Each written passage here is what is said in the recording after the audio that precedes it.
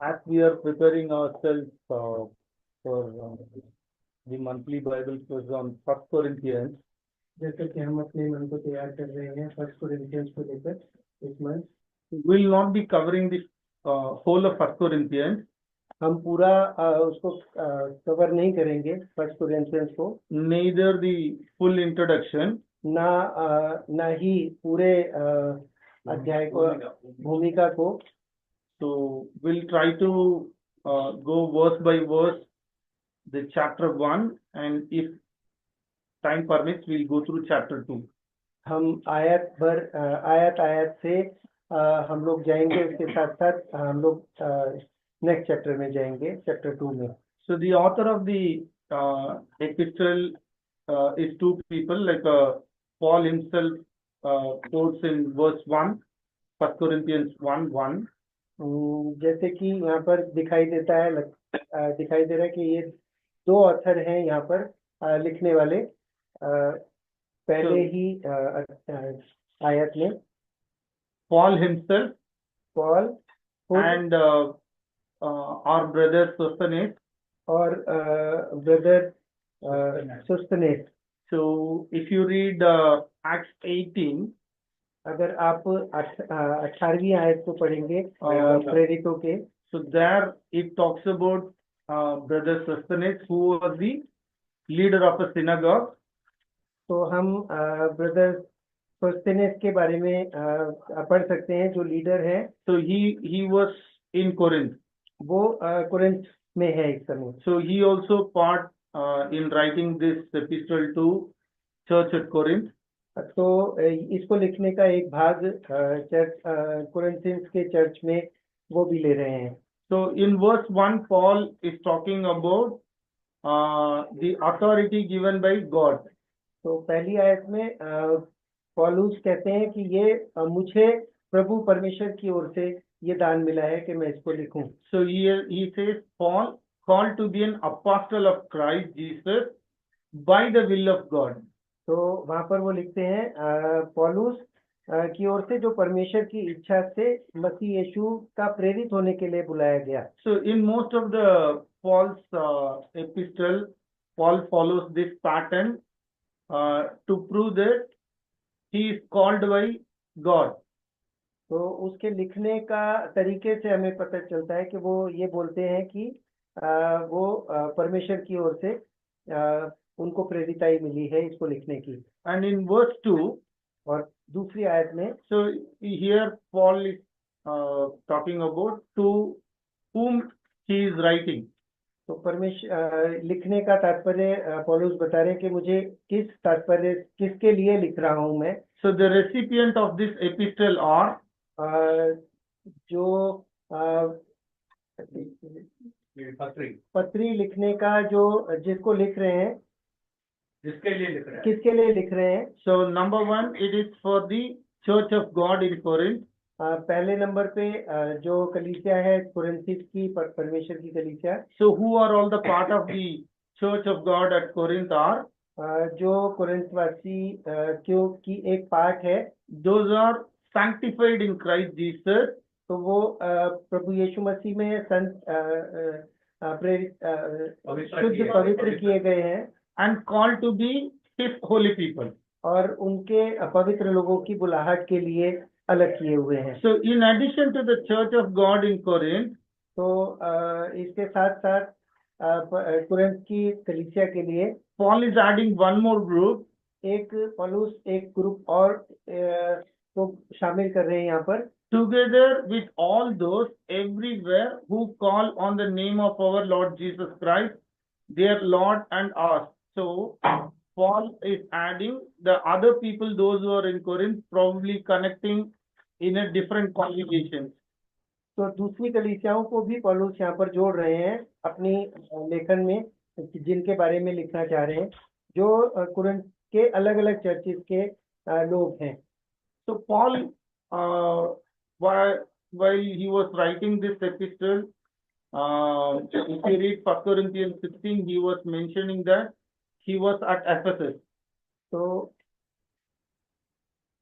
वो इफिसुस में है, जो while writing this.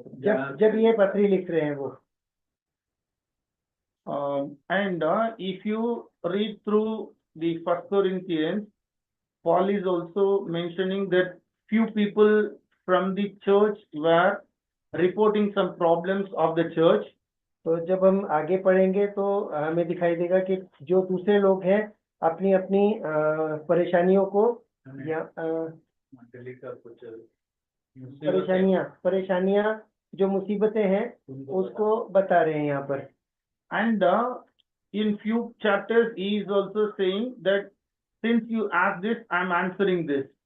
तो दूसरे आगे पढ़ेंगे तो उससे पता चलेगा वो लिख रहे हैं कि क्योंकि तुमने ये बातें मुझे बताई कि तुम्हें ये परेशानियां हैं, इसके लिए मैं इस बात को लिख रहा हूँ. So in both ways, one is Paul got some complaint through the household of Colette, and then they also as a church, they also asked a few questions. So it was a response of Paul to the congregation.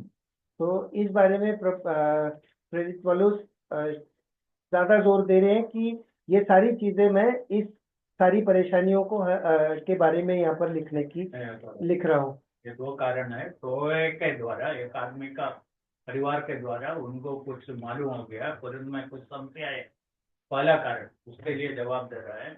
दूसरा उन लोग उनको कुछ बातें पूछा, उसका जवाब है. दो बात है. And if you read throughout, like there are multiple problems in the church which Paul is addressing to them.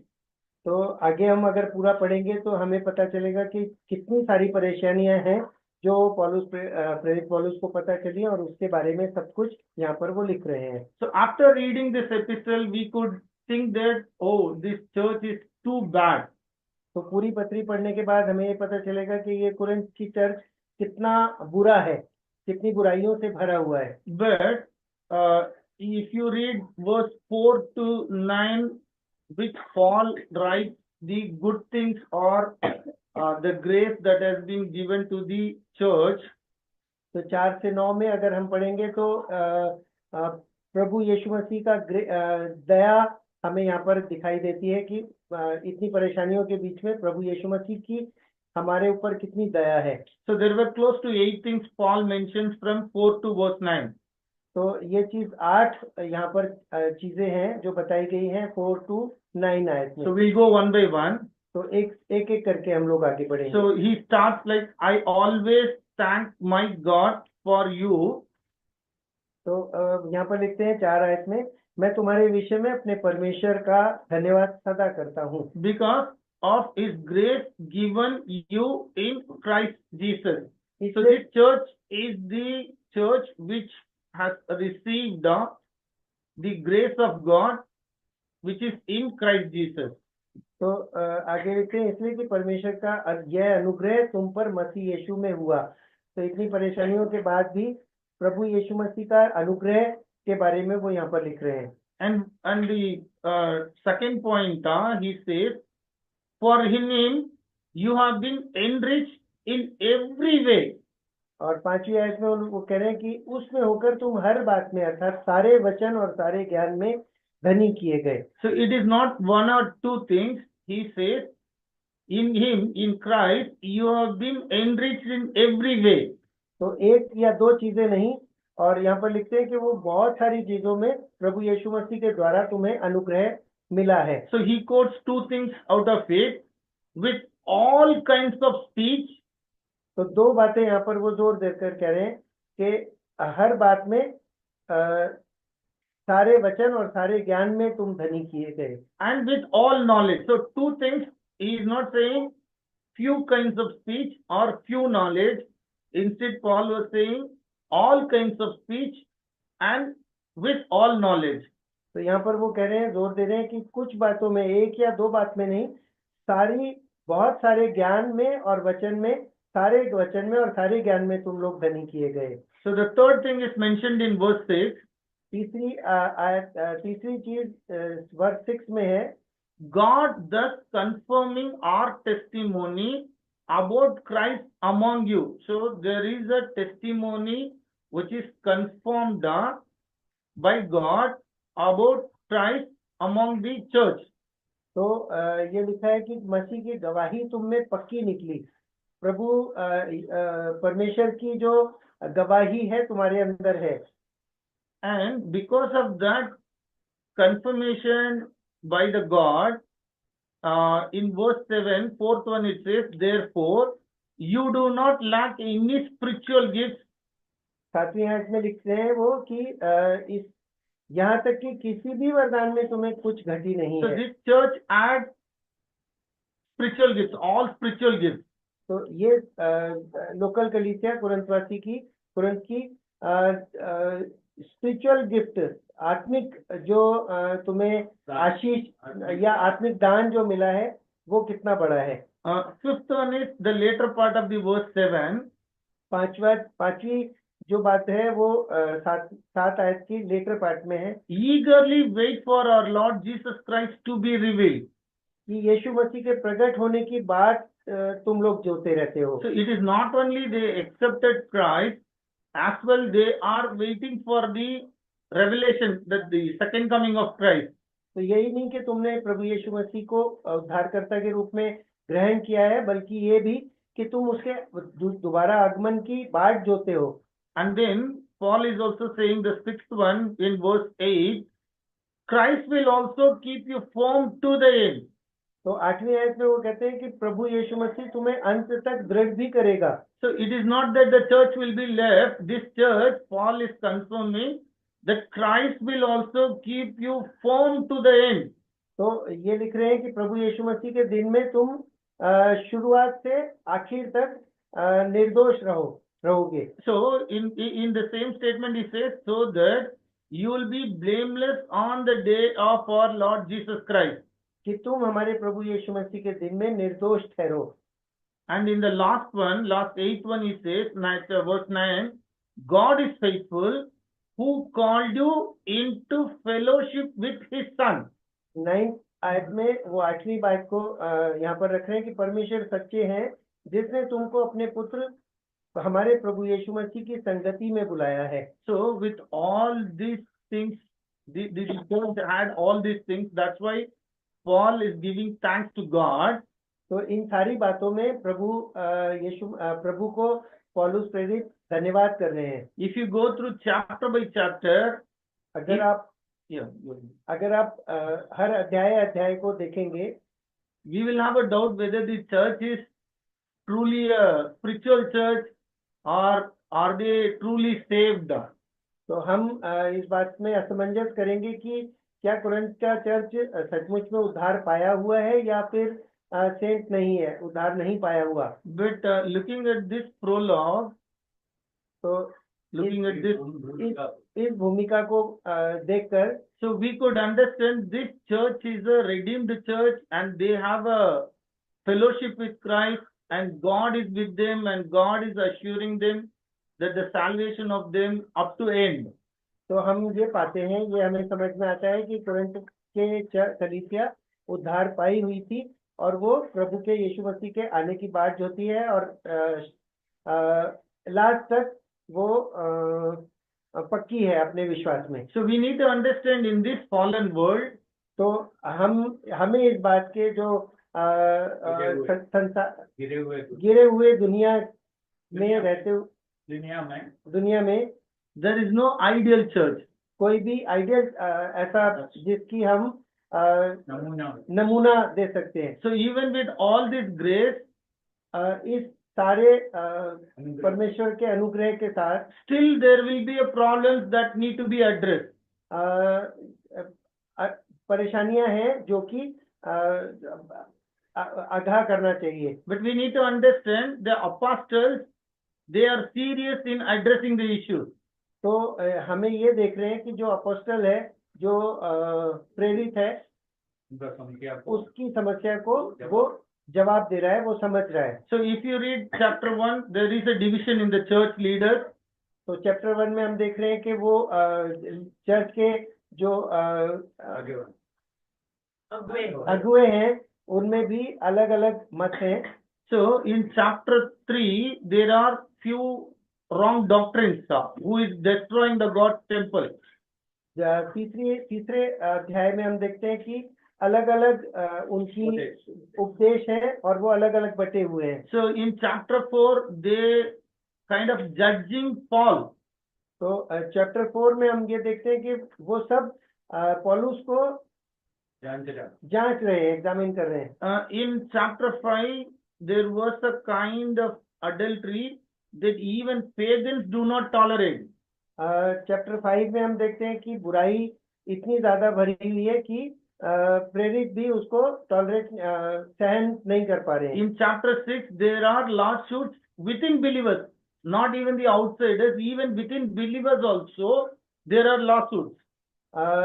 छठे अध्याय में हम लोग कलीसिया के बीच में फूट डली हुई है और अलग अलग हैं, एक दूसरे के खोट है, मन में खोट है, कोर्ट में जाते हैं, कोर्ट में जा रहे हैं और आपस में ही परेशानी में है. So केस चल रहे हैं उनसे. chapter 6 later part, Paul was addressing the sexual immorality of the people in the church.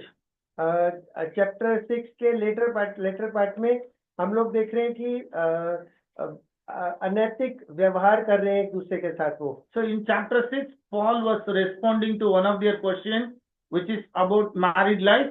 तो चैप्टर 6 में पौलुस प्रेरित अपनी कलीसिया के लोगों को विवाहित जीवन के बारे में कैसे जीना है वो बता रहे हैं. So in chapter 8 he is addressing like having a meal or that food sacrifice to the idols.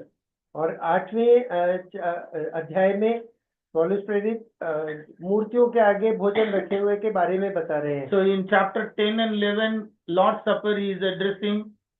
तो 10 और 11 चैप्टर में प्रभु की मेज के बारे में बता रहे हैं. So in 12 about the spiritual gifts which has been given to all, Paul is addressing that. 12वें अध्याय में आत्मिक वरदानों के बारे में कलीसिया को पौलुस प्रेरित बता रहे हैं. Chapter 13 we all know he is talking about love.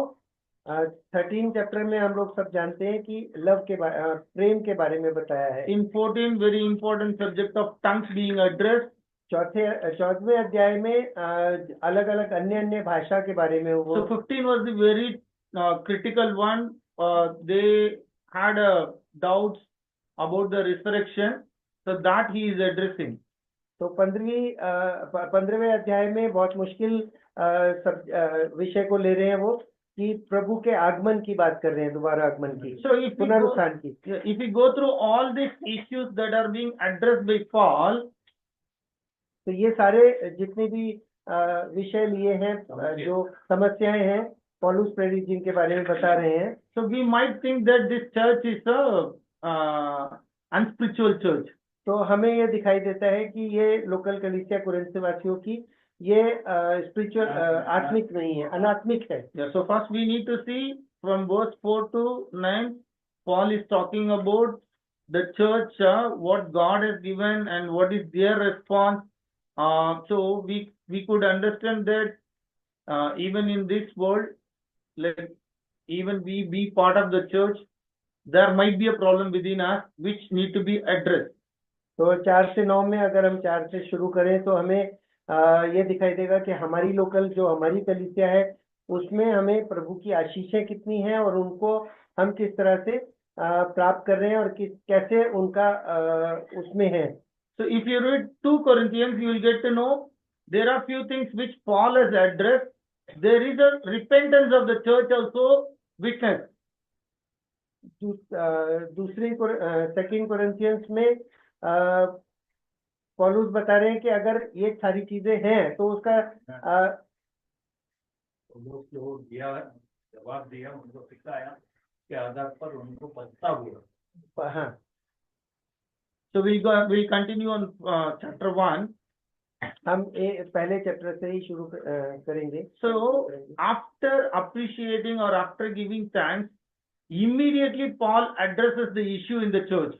तो उनका अभिवादन करने के साथ साथ वो जो उनकी परेशानियां हैं उसको वो यहाँ पर बता रहे हैं. So the church got divided over the leaders.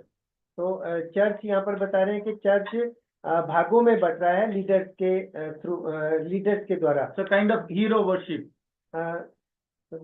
Hero worship. Hero worship, तो So, सब अपने आप को हीरो, व्यक्ति पूजा। व्यक्ति पूजा करा रहे Okay, हैं। so अगले we'll read from verse 11. 11वीं आयत पढ़ेंगे। My brothers and sisters, क्योंकि हे मेरे भाइयों, some from Cole's household have informed me that there are quarrels among you. खलोए के घराने के लोगों ने मुझे तुम्हारे विषय में बताया कि तुम में झगड़े हो रहे हैं। So the church got divided. तो चर्च में फूट है, बटे Paul, हुआ है। Paul, he went in his second missionary journey to the church at Corinth. Corinth में पौलुस अपनी सेकंड यात्रा कर रहे हैं। So that is where Paul met the Jewish family, Aquila and Priscilla. तो एक यहूदी फैमिली से वो मिले, अक्विला और प्रिसिल्ला से, as well as the family of Crispus, they got baptized. और क्रिस्पस के घराने से भी मिले जो जिन्होंने बपतिस्मा लिया हुआ है। So one of the P.T. Varghese uncle's favorite verse here in Corinth, God spoke to Paul that there are many believers, those who are to be saved. So you please be here and do the ministry. तो जैसे PT uncle के through भी हमें बार बार सुनने को मिलता है कि पौलुस को उनको मत छोड़ो, इधर ही करो। प्रभु ने बोला कि कोरिन्थ को नहीं छोड़ना है और यहीं पर रह के काम करना है। Yeah. So we'll continue to read verse 12. हम 12वीं आयत से कंटिन्यू रखेंगे। So what I mean in this, मेरे कहने का अर्थ यह है so one of you says, I follow Paul. कि तुम में से कोई तो बोलते हैं मैं पौलुस का हूँ। So after Paul completed his ministry, he went to Ephesus. At that time, Apollos was here. पौलुस सेवा पूरा करके एफेसुस गया, अपोलोस उस जगह ले, उनका जगह ले तो चले गए। So that's where I follow Apollos, and another they say I follow Cephas, which is Peter, and still another I follow Christ. So there is a division among the church about their allegiance, like their close relationship to the leaders. तो उनमें अलग अलग बटे हुए हैं इस बात से। कोई कहता है पौलुस का हूँ मैं अपुल्लोस का हूँ, और कोई कहता है कि मैं कैफा यानी पतरस का हूँ, कोई कहता है कि मैं मसीह का हूँ। तो इस तरह से वो बटे हुए हैं। So how that issue Paul is addressing, that starts from verse 13. तो जो पौलुस यहाँ पर लिखना चाहते हैं वो स्टार्ट हो रहा है वर्स 13 से। Christ divided. वो कहते हैं क्या मसीह बट गया? But when before his ascension, like Jesus told to his disciples, when the Holy Spirit comes, like you will be a witness in Jerusalem and Judea and Samaria and ends of the earth. So there is a local church as well, there is a universal church, but there is within the local church there is a division. तो जब प्रभु यीशु मसीह के ऊपर उठाए जाने से पहले प्रभु यीशु मसीह ने कहा था कि तुम जगत में सब जगह मेरे गवाह होगे। नाम यरूशलेम, यहूदिया, समरिया और जगत के अंत तक। So here the next question was Paul crucified for you? तो ये सेकंड क्वेश्चन वहां पर वो उठाते हैं कि क्या पौलुस तुम्हारे लिए मरा? So the third is important. Were you baptized in the name of Paul? क्या तुम पौलुस के नाम पर तुम्हें बपतिस्मा मिला है? So one of the probable cause for this division could be, one is the eloquency of the preacher. Second is from whom they got baptized. First one, Eloquency of the बोलने का तरीका, दूसरा बपतिस्मा और दूसरा बपतिस्मा। So Paul was addressing in verse 14, I thank God that I did not baptize any of you except Crispus and Gaius. 14वीं आयत में यहाँ पर लिखे हैं पौलुस, मैं परमेश्वर का धन्यवाद करता हूँ कि क्रिस्पुस और गयुस को छोड़ मैंने तुम में से किसी को भी बपतिस्मा नहीं दिया। And in verse 15, so no one can say that you were baptized in my name. तो यहाँ 15वीं आयत में वो कहते हैं कहीं ऐसा ना हो कि कोई कहे कि तुम्हें मेरे नाम पर बपतिस्मा So मिला। later Paul also mentions that he has given the baptism to the household of Stephanas. स्टेफानस का घर वालों को भी बपतिस्मा 16 वर्ष, और हाँ मैंने स्तिफनुस के घराने को बहुत बपतिस्मा दिया। And then he continues in verse 17, that was one of the like a kind of a conflict things in the church. So Paul was saying, for Christ did not send me to baptize.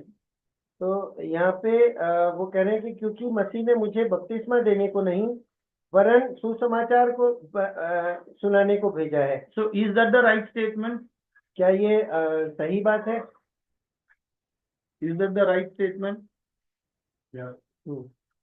So if you read Matthew 28, 18 to 20, so there it says, make disciples, baptize them. So that is what the great commandment. But Paul is challenging here, for Christ did not send me to baptize. Does it mean that he is belittling baptism?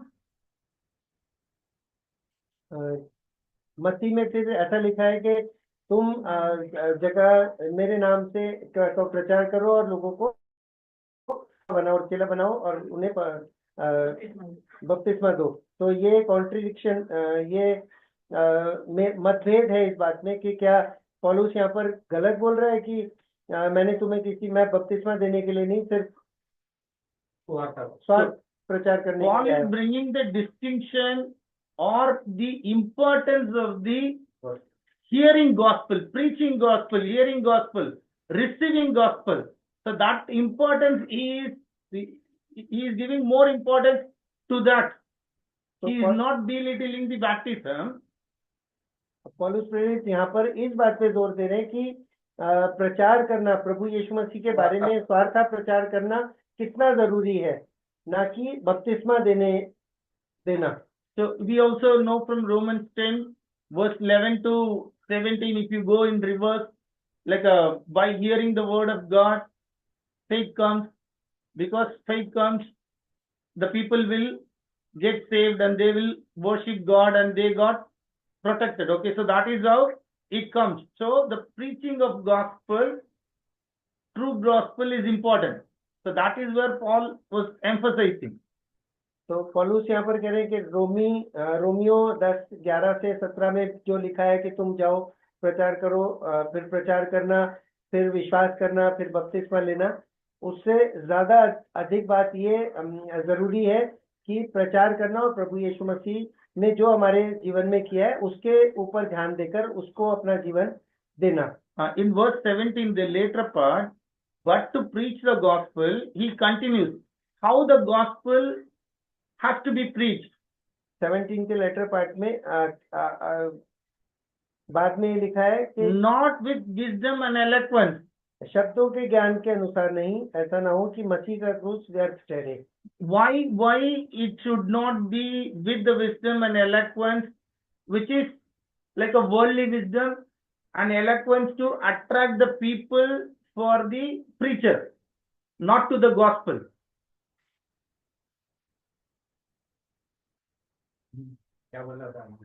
Okay, so but to preach the gospel not with wisdom and eloquence, Paul was saying that by preaching the gospel with the worldly wisdom and eloquence, people should not get attracted to the preacher.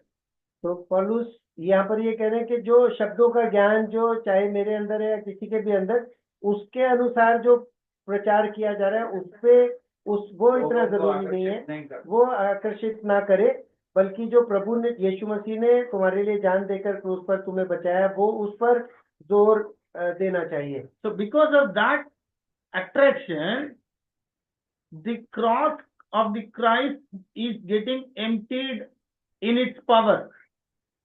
तो अगर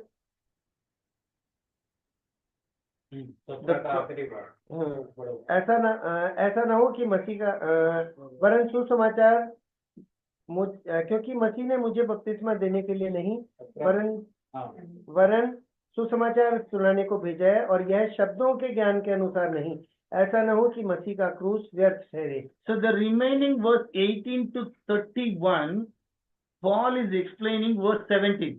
बाकी बचे जितनी भी आयतें हैं उसमें 18 से 31 तक पौलुस यहाँ पर 17 में बोला हुआ बात का प्रूव कर रहे हैं, हाँ, एक्सप्लेन कर रहे हैं। Okay, so let's go through that one. इसके लिए अब हम लोग जाएंगे। So he starts with, for the message of the cross is foolishness to those who are perishing. 18 में लिखा है, क्योंकि क्रूस की कथा नाश होने वालों के लिए मूर्खता है, परंतु हम उद्धार पाने वालों के लिए परमेश्वर की सामर्थ्य है। So in most of the rest of the verses of chapter 1, Paul is bringing contradiction. Paul is showing the differences. Okay. यहाँ से आगे विरोधाभास। सारी आयतों में हमें पहले की और बाद की बातों में इन चीजों में फर्क और विरोधाभास नजर आएगा। So why the gospel need to be preached without the worldly wisdom or the eloquence? Paul is saying, because the message of the cross is foolishness to those who are perishing. तो यहाँ पे प्रचार के बारे में पौलुस प्रेरित बोल रहे हैं कि जो प्रचार किया जाता है वो इंसान की एक पर्टिकुलर इंसान की बुद्धिमानी को के बारे में नहीं बोल रहा, लेकिन जो प्रभु ने हमारे लिए जान देकर हमारे लिए उद्धार का कार्य किया है उस पे जोर दे रहा है। In contradiction, उसकी विरोध विरोध में, for the message of the cross is to us who are being saved, it is the power of God. परंतु हम उद्धार, जो क्रूस की कथा है वो हम उद्धार पाने वालों के लिए परमेश्वर की सामर्थ्य है। So the message is saved, but for few, those who are perishing, the message of the cross, they perceive like it is a foolishness. तो यही कथा जो परमेश्वर प्रभु यीशु मसीह के क्रूस पर जान देने के द्वारा है, उसमें दो बातें हैं, नाश होने वालों के लिए नाश के रास्ते पे ले जाना और बच जाने वालों के लिए स्वर्ग की ओर रास्ता खोलना। But for the few, those who are being saved, the same message of cross, it is the power of God unto the salvation.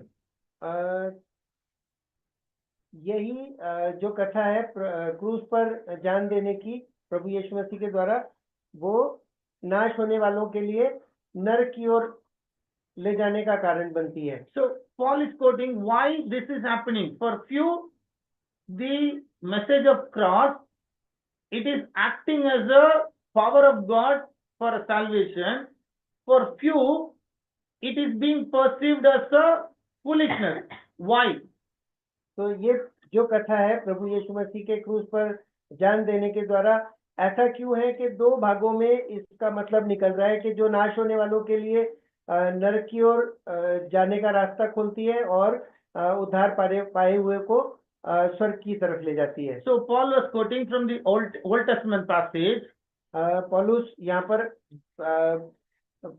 पुराने नियम के बारे में लिखे हुए आयतों को कोट कर रहे हैं। I will destroy the wisdom of the wise. मैं ज्ञानवानों के ज्ञान को नष्ट करूंगा। So to understand or to get saved through the message of cross, like it is a power of God. But if the people, those who are not understanding, Paul was quoting from Old Testament, I will destroy the wisdom of the wise. तो जो समझते हैं इस बात को कि ये हमें जो प्रभु यीशु मसीह ने क्रूस पर जान दी है, अगर उसको सही रीति से वो समझकर विश्वास लाते हैं और अपना जीवन प्रभु यीशु मसीह को देते हैं, तो वो उनके लिए स्वर्ग का मार्ग खोलती है, और जो उसको नहीं मानते या तुच्छ जानते हैं इस बात को, तो उनके लिए नरक की तरफ उनको ले जाती है उनका जीवन। If somebody tries to understand the message of cross with this worldly wisdom, they cannot understand. अगर क्रूस की कथा को अगर कोई सांसारिक दृष्टि से अगर समझने की कोशिश करेगा तो कभी नहीं समझ पाएगा। So second part he says the intelligence of the intelligent I will frustrate. तो और यहाँ पर लिखा है मैं ज्ञानवानों के ज्ञान को नष्ट करूंगा और समझदारों की समझ को तुच्छ कर दूंगा। So understanding the message of the cross, it is not depending on the people, those who receive. तो क्रूस की कथा सुनने वालों के लिए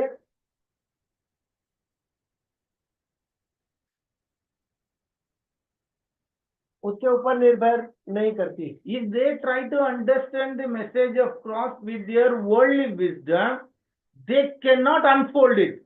अगर हम सांसारिक दृष्टि से उसको समझने की कोशिश करेंगे तो हम कभी भी उसको खोल के नहीं समझ पाएंगे। So in continuation, Paul is saying, where is the wise person? Where is the teacher of the law? Where is the philosopher of this age? Verse 20. कहाँ रहा ज्ञानवान, कहाँ रहा शास्त्री, कहाँ रहा इस संसार का विवादी।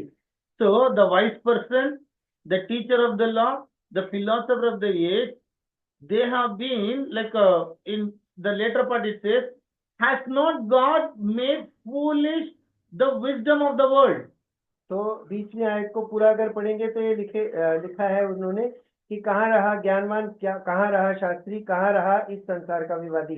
क्या परमेश्वर ने संसार के ज्ञान को मूर्खता नहीं ठहरा दिया? So what Paul was trying to say is, the wise person, the teacher of the law, the philosopher of the age, they have been made foolish. Okay, so that worldly wisdom has been made foolish by God. तो यहाँ पर जितने शास्त्री हैं और ज्ञानवान हैं और विवादी हैं, वकील हैं और जो ज्ञानवान बहुत लोग हैं, उनको परमेश्वर ने मूर्खता, उनके ज्ञान को मूर्खता प्रूव किया है। Yeah, so the 18th verse, later part, but to us who are being saved, it is the power of God. Paul was writing that secret in verse 21. तो जो 18वीं आयत में यहाँ पर पौलुस ने लिखा था कि क्रूस की कथा नाश होने वालों के लिए मूर्खता है, पर हम उद्धार पाने वालों के लिए परमेश्वर की सामर्थ्य है, और 21 में उन्होंने इस बात को यहाँ पर खोल के रखा है। So in 21 verse, Paul is saying, 21वीं आयत में पौलुस कहते हैं, for since in the wisdom of God, क्योंकि जब परमेश्वर के ज्ञान के अनुसार संसार ने ज्ञान से परमेश्वर को न जाना, the world through its wisdom did not know him. सांसारिक ज्ञान से परमेश्वर को पहचानना नामुमकिन है। So the wisdom of the God is how God has designed the message of the cross or the gospel about Christ is, तो क्रूस की कथा को समझने के लिए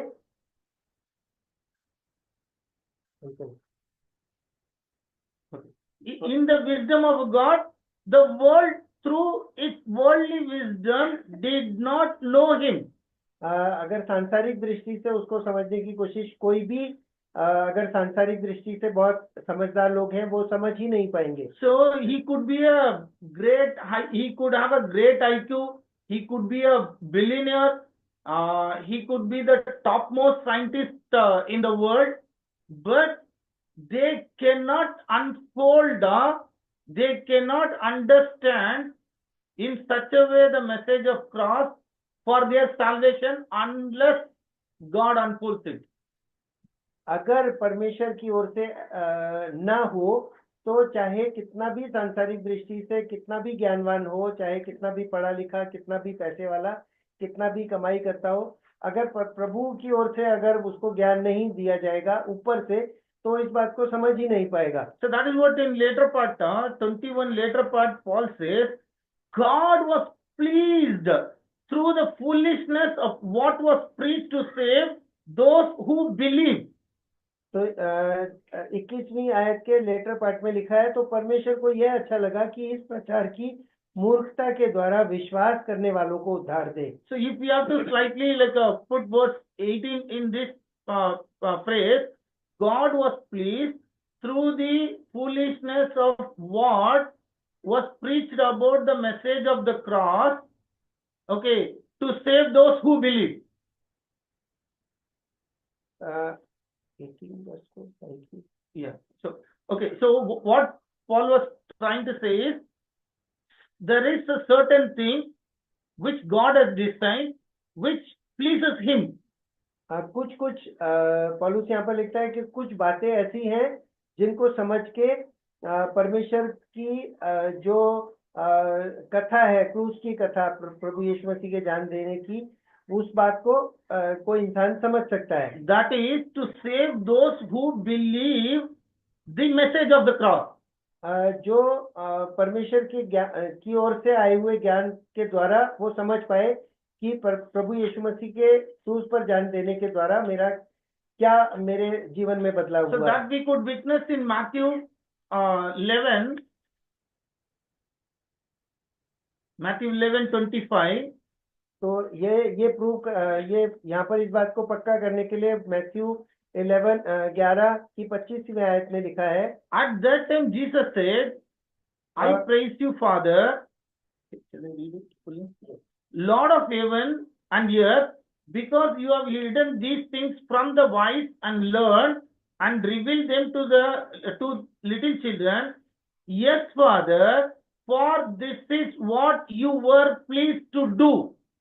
तो यहाँ पर लिखा है, उसी समय यीशु ने कहा, हे पिता, स्वर्ग और पृथ्वी के प्रभु, मैं तेरा धन्यवाद करता हूँ कि तूने इन बातों को ज्ञानियों और समझदारों से छिपा रखा और बालकों पर प्रकट किया है. तो हाँ हे पिता, क्योंकि तुझे यही अच्छा लगा. So what was pleasing to God is, तो प्रभु को क्या भाया? the message of cross, which is about Christ, it has been like a hidden thing for those who are perishing. तो प्रभु की जान देने के लिए जो प्रभु ने कार्य किया है, उसको नाश होने वालों से वो समझ ही नहीं पाए इस बात को. But the second people group, Paul was saying in verse 20, Jesus was saying in verse 27, all things have been committed to me by my Father. No one knows the Son except the Father, and no one knows the Father except the Son, and those to whom the Son chooses to reveal him. 27वीं आयत में लिखा है, मेरे पिता को ने मुझे सब कुछ सौंपा है, और कोई पुत्र को नहीं जानता केवल पिता, और कोई पिता को नहीं जानता केवल पुत्र, और जिस पर पुत्र उसे प्रकट करना चाहे. So Luke also records the same in his account, chapter 10. Look भी यहाँ पर 10वें अध्याय में लिखता है,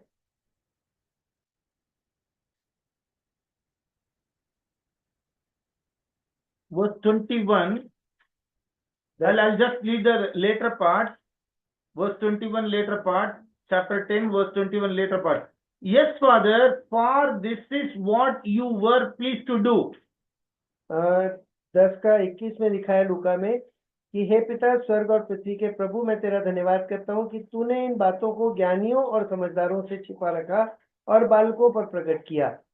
So coming back to 1 Corinthians 1:21. फिर वापस आएंगे 1 Corinthians के 1:21 में.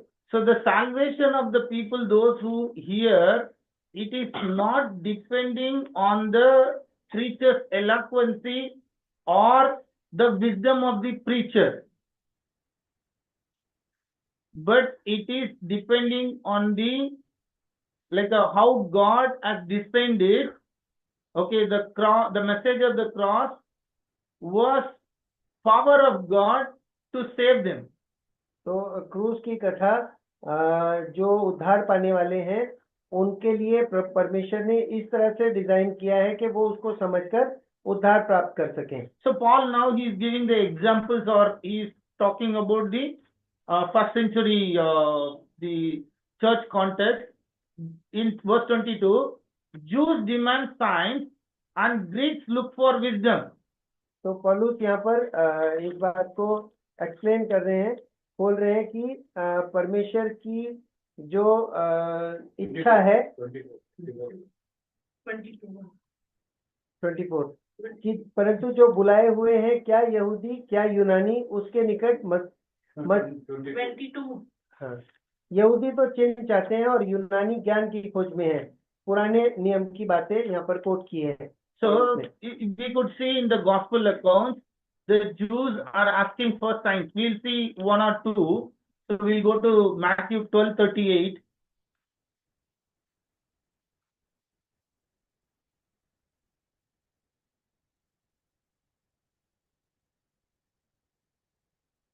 So I'll just read the passage, not to the full, but verse 38.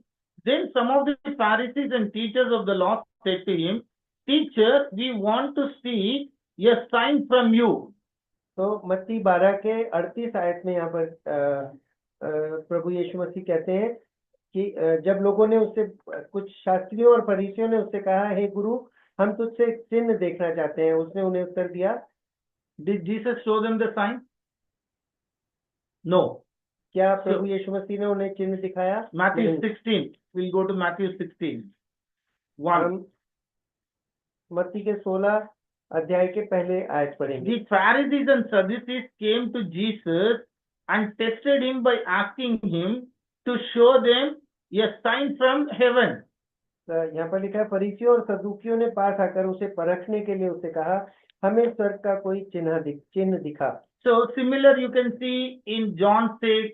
Okay, so the Pharisees, the Sadducees, the teachers of the law, they were asking for the signs from Christ, but Christ has not shown any sign to them. Okay, तो so we आगे भी पौलुस प्रेरित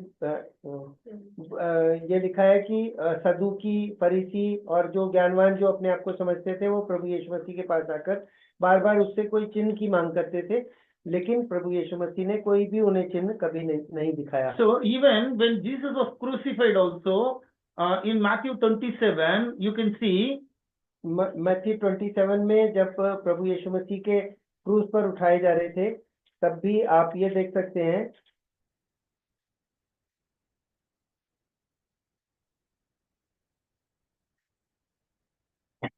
verse 38 onwards. Okay, I'll just read verse 39. Those who passed by hurled insult at him, shaking their heads and saying, You who are going to destroy the temple and build it in 3 days, save yourself. तो Come down from the cross if you are the Son of God. यहाँ पर भी प्रभु यीशु मसीह ने कोई भी उन्हें चिन्ह नहीं दिखाया। मत्ती 27 का 39 से आगे पढ़ेंगे। आने जाने वाले सिर हिला हिलाकर उसकी निंदा करते थे और यह कहते थे, हे मंदिर के ढाने वाले और 3 दिन में बनाने वाले, अपने आप को तो बचा। So not only they are mocking, they are looking for a sign here also. तो न सिर्फ उसकी हंसी उड़ा रहे थे वो, लेकिन उससे चिन्ह भी पूछ रहे थे कि कोई चिन्ह दिखा। So not only the passbyers, even in 41 it says, in the same way the chief priests, the teachers of the law and the elders mocked him. He saved others. They said, but he can't save himself. He is the king of Israel. Let him come down now from the cross and we will believe in him. तो 41 से आगे भी हम देखते हैं, लिखा है, इसी रीति से प्रधान याजक भी शास्त्रियों और पुरनियों समेत ठट्ठा करके कहते थे, इसने औरों को बचाया और अपने आप को नहीं बचा सकता। यह तो इजराइल का राजा है, अब क्रूस पर से उतर आए तो हम उस पर विश्वास करें। So 43, he trusts in God. Let God rescue him now if he wants him. For he said, I am the Son of God. In the same way, the rebels who were crucified with him also heaped insults on him. 43 और 44 में लिखा है, उसने परमेश्वर पर, वो कहते थे, उसने परमेश्वर पर भरोसा रखा है। यदि वह इसको चाहता है, परमेश्वर इसको चाहता है, तो अब इसे छुड़ा ले, क्योंकि इसने कहा था, मैं परमेश्वर का पुत्र हूँ। इसी प्रकार डाकू भी जो उसके साथ क्रूसों पर चढ़ाए गए थे, उसकी निंदा करते थे। After Jesus cried out loud in verse 49 also, they say, they rested, now leave him alone. Let's see if Elijah comes to save him. तो 49वीं आयत में भी यहाँ पर वो कह रहे थे, और उन्होंने कहा, रह जाओ, देखें एलिया उसे बचाने आता है कि नहीं। So coming back to 1 Corinthians verse 1 verse 22, Jews demand signs. तो हम फिर से वापस पहली कोरिन्थियंस के पहले आयत के 22वें पहले चैप्टर के 22वें वचन में आएंगे। यहूदी तो चिन्ह चाहते हैं और यूनानी ज्ञान की खोज में हैं। But God was pleased to show them a stumbling block. तो परमेश्वर उसको लोगों को वहां पर कुछ खाली रुकावट रोकना चाहते हैं। And the Greeks were looking for wisdom. और जो यूनानी है वो अपने ज्ञान को ढूंढते थे। So they might be asking how a creator God can be crucified by the creation, normal, the Roman soldiers. तो जो सांसारिक ज्ञानवान है वो ये बोलते थे कि ऐसा कैसे हो सकता है कि परमेश्वर का पुत्र अपने आप को क्रूस पर चढ़ाने देने के लिए राजी हो रहा है और वो अपने आप को बचा नहीं रहा और हमें कोई चिन्ह जबकि दिखा सकता है लेकिन इसके पास कोई चिन्ह नहीं है। So in verse 23, Paul was saying what was pleasing to God. तो पौलुस प्रेरित यहाँ पर 23 में बोल रहे हैं परंतु क्या परमेश्वर को क्या भाता है। But we preach Christ crucified. तो हम तो परमेश्वर प्रभु के क्रूस पर चढ़ाए हुए प्रभु की का प्रचार करते हैं। So who was mocked by the Israelites and the Roman soldiers? जो इजराइलियों और रोमन सिपाहियों सेनापति और उनके द्वारा ठट्ठा किया गया। But the Christ crucified, who was preached by Paul, he was a stumbling block to the Jews and the foolishness to the Gentiles. तो जो प्रभु यीशु मसीह क्रूस पर चढ़ाया गया वो उसकी निंदा करने वालों के लिए, परंतु हम तो उस क्रूस पर चढ़ाए हुए मसीह का प्रचार करते हैं जो यहूदियों के लिए ठोकर का कारण और अन्य जातियों के लिए मूर्खता है। So in verse 24 again Paul brings the contradiction. तो यहाँ पे 24 में मतभेद है पौलुस इस बात को। So when we preach the Christ crucified, 24 he says that but to those whom God has called, whether it is a Jew or a Greek, both Jews and Greeks, the crucified Christ who was preached by the apostles, that Christ is the power of God and the wisdom of God. 24 से आगे लिखा है परंतु जो बुलाए हुए हैं क्या यहूदी क्या यूनानी उनके निकट मसीह परमेश्वर की सामर्थ्य और परमेश्वर का ज्ञान है, क्योंकि परमेश्वर की मूर्खता मनुष्यों के ज्ञान से ज्ञानवान है और परमेश्वर की निर्बलता मनुष्यों के बल से बहुत बलवान है। So Paul is making it very clear who has to be preached. पौलुस यहाँ पर खोल के बता रहे हैं, इस बात को खोल रहे हैं कि किसको प्रचार किया जाए। So last Tuesday morning we heard in Romans what Paul was consolidating as the gospel. तो लास्ट मंगलवार की सुबह हम लोग इसी बात के लिए हमने सुना कि जो गॉस्पेल है वो किसके लिए है। But sometimes we become more wisdom, more wiser than God and more intellect than God.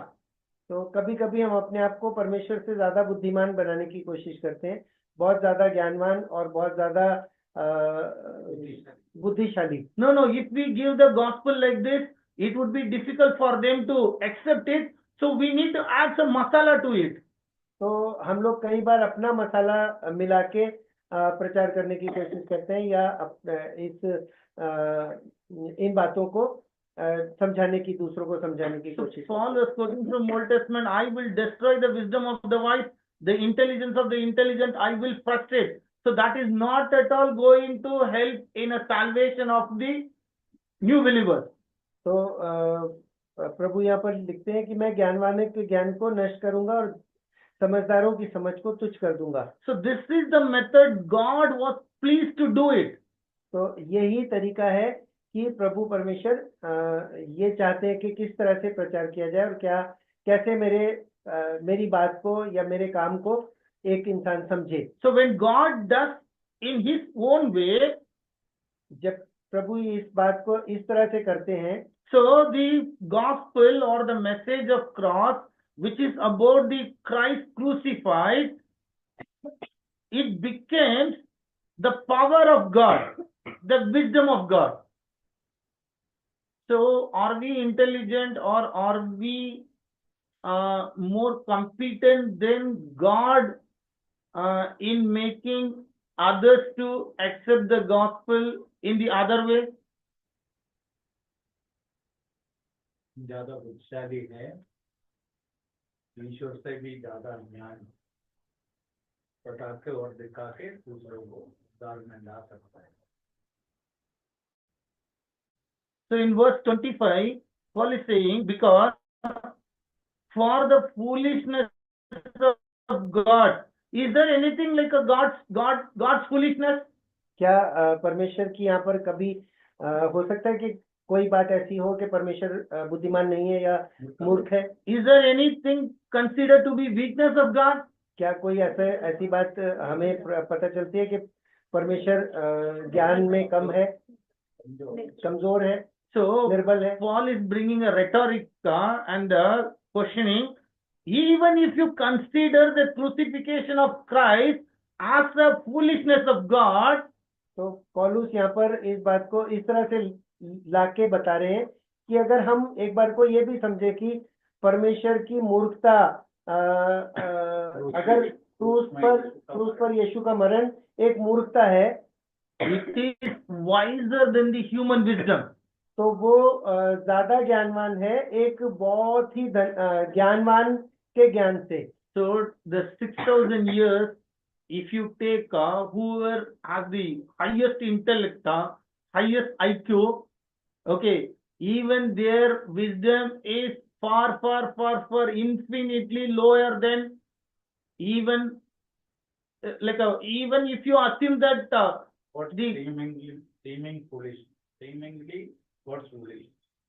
So even if somebody thinks the crucifixion of Christ is a foolish thing because they don't know God, even that also which is higher than the standard. तो अगर एक बात को ऐसा भी समझे कि 6000 साल से जो बहुत ज्यादा ज्ञानवान है, अपने ज्ञान के बारे में बड़ा चढ़ा के बोलते हैं, उनके सारे ज्ञान को अगर तोलें, तो अगर एक हम लोग अज्यूम भी करें कि बहुत परमेश्वर प्रभु के क्रूस की कथा को अगर मूर्खता भी अगर एक बार को माने कोई मूर्ख लोग, तो उनके ज्ञान को से कहीं ज्यादा ज्ञान परमेश्वर की इस कथा में है जो प्रभु ने क्रूस पर अपनी जान देकर लोगों को बचाया. So if you read the first book of Bible, which is written book Job, in 28, Job is consolidating what is the wisdom of human. From verse 1 to I think verse 11. Okay, verse 1 to 11. If you think if you go through the author of Job, he is consolidating the list of wisdoms that has been given to humans. You will wonder at it, like there is a mines of silver, gold is refined, and copper is melted, and mortals put an end to the darkness. So there is a big list. Even he talks about the dams are being constructed, even anything, the discovery, whatever we see, like a mega factories or mega innovations by human, nothing can be considered to the wiseness of God, which was done on the cross. तो अय्यूब के 28वें chapter की 1 से आगे जब अगर हम सारे लोगों के ज्ञान को समझें कि कितना कितना ज्ञान लोगों ने लगाकर बड़ी बड़ी खदानें खोजी, सोना निकाला और कितना भी ज्ञान की बातों को यहाँ से समझे, लेकिन उन सारों को अगर तोले प्रभु के क्रूस की मृत्यु के द्वारा जो उद्धार प्राप्त हुआ है उसकी कथा से, तो परमेश्वर का ज्ञान हमें अथाह लगेगा. Just go back and read Job 28, you will enjoy it. So up to 11, what is human wisdom, and then the author challenges whether you can find the wisdom. He says it is incomparable. तो 1 से 11 No, the full chapter you can go back and read. 1 से 11 तक भी अगर हम लोग पढ़ेंगे तो चाहे कितने भी ज्ञान को हम सांसारिक ज्ञान को समझें, अगर तोलें प्रभु के मृत्यु के द्वारा जो हमारा उद्धार हुआ है उससे, उसको समझने वाली बात से, तो परमेश्वर की मृत्यु को अगर हम एक ज्ञान अगर हम सच्चाई को समझ लें तो वो बहुत ज्यादा उन ज्ञानों से ज्यादा ज्ञान लगेगा, समझ में So आएगा। 1 Corinthians chapter 1 verse 25, the later part, and the weakness of God is stronger than human strength. If somebody foolishly thinks that there is a weakness of God, guys, please understand, the strongest man in this world, his strength cannot be compared to the least of God. तो अगर हम 25 letter part को अगर पढ़ेंगे कि क्योंकि परमेश्वर की मूर्खता मनुष्य के ज्ञान से ज्ञानवान है और परमेश्वर की निर्बलता मनुष्य के बल से बहुत बलवान है। So then Paul was quoting the example of the same congregation, which you can read from verse 26 and 27. We will read 27. How God is pleased, how God is acting. तो 27 में पहला कुरिन्थियों 1 का 27 अगर पढ़ेंगे कि कितनी भी ज्ञान की बातें हो, उसके ज्ञान को अगर उस बात से तोलें कि अगर हम इस बात को समझ जाएं कि प्रभु यीशु मसीह ने हमारे लिए जान देकर हमें बचाया है, तो उस ज्ञान को इस ज्ञान से पता चलेगा कि ये ज्ञान कितना परमेश्वर के ज्ञान कितना ज्यादा है। So it is talking about us.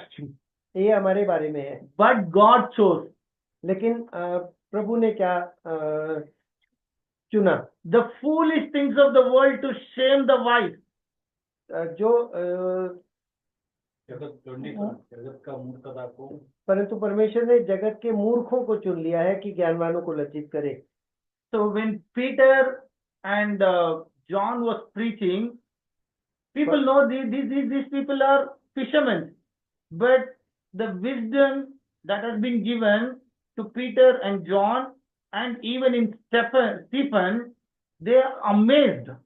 तो जैसे कि हम देखते हैं कि प्रभु यीशु मसीह के चेले पतरस और यूहन्ना वो क्या थे? फिशरमैन थे, मछली पकड़ने वाले थे।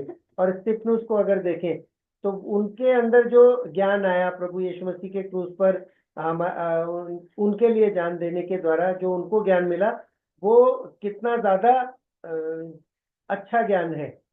So the later part 27, God chose the weak things of the world to shame the strong. तो 27 के बाद के भाग को अगर पढ़ें कि परमेश्वर ने जगत के मूर्खों को चुन लिया है कि ज्ञानवानों को लज्जित करे, और परमेश्वर ने जगत के निर्बलों को चुन लिया कि बलवानों को लज्जित करे। So we need to understand that we are God chosen foolish people, God chosen weak people.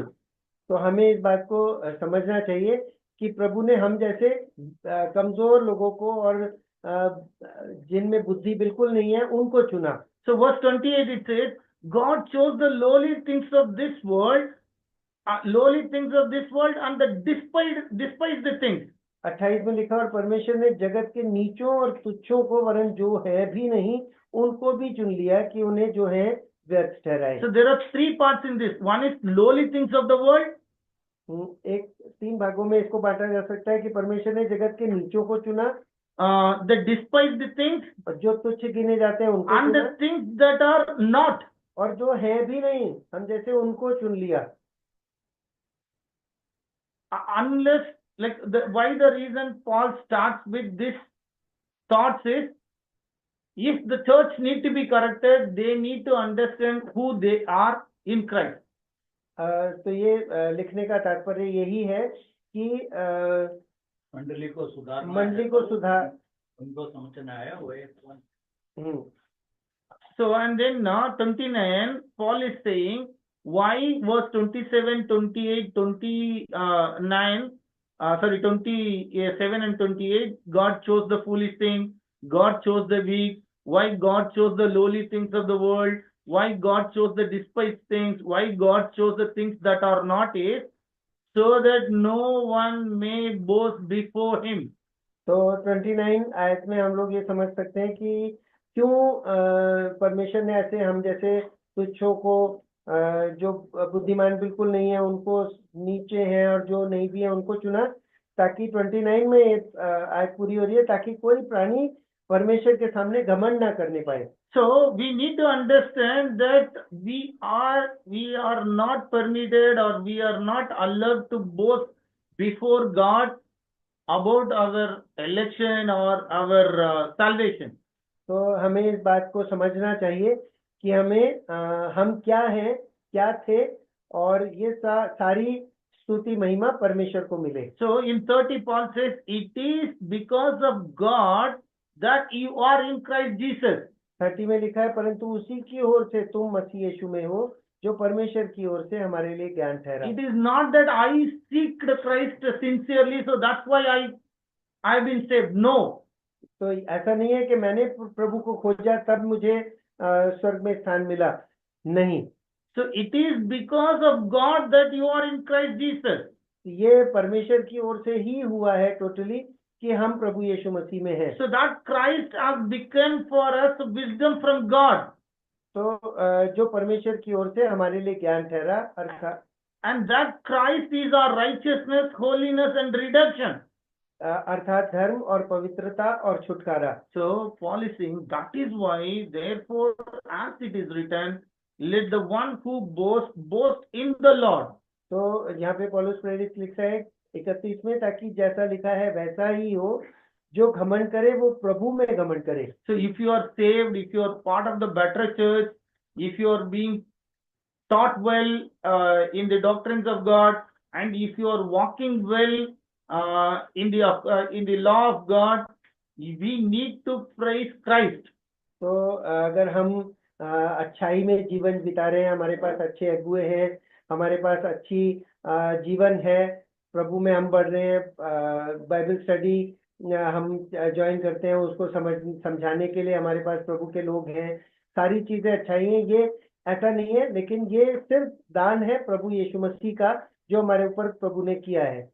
Okay, so we'll close here. In chapter 2, Paul is bringing the Holy Spirit, how he acts in the human for their salvation, how Christ has been revealed through Holy Spirit. That is what addressing in chapter 2. तो chapter 2 में अगर हम देखेंगे तो यहाँ पर हमें पता चलेगा कि प्रभु यीशु मसीह ने जो पवित्र आत्मा हमारे लिए भेजा, वो हमें क्या कारण है उसका। So these two passages, or these two chapters, help us to identify our identity in Christ. तो ये identity in Christ. तो ये हमें दिखाता है। So if it is not understood, correcting ourselves, it is very difficult. तो अगर इस बात को हम लोग नहीं समझ पा रहे हैं, अपने आप को सही रास्ते पे, मार्ग पर ले जाने के लिए, तो हमें हमारे लिए So let God's name be glorified. प्रभु के नाम की तारीफ हो।